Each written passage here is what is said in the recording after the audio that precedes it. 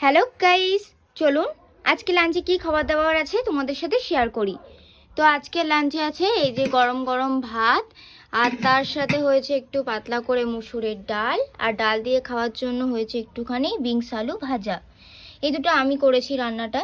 আর এই যে মা করেছে একটুখানি মাছের ঝাল, সীতাপাটি মাছের সর্ষে বাটা দিয়ে ঝাল করেছে। আর আজকে আন্টি একটুখানি চিকেন দিয়ে গেছে। গরম গরম ভাত নিয়ে নিয়েছি, এবার নেব একটুখানি বিনস আর আলু ভাজা। আজকে একটু আলুগুলোকে আমি মোটা মোটা করে কেটেছি, যদিও বিনস আর আলুটাকে আগে থেকে সিদ্ধ করে নিয়েছি, নাহলে ভাজতে আরও টাইম লাগতো। আর মুসুরির ডালটা একটুখানি অল্প করে পেঁয়াজ দিয়েই করেছি। তো ভাজা নিয়ে নিলাম, আর এবার নিয়ে নিলাম একটুখানি ডাল।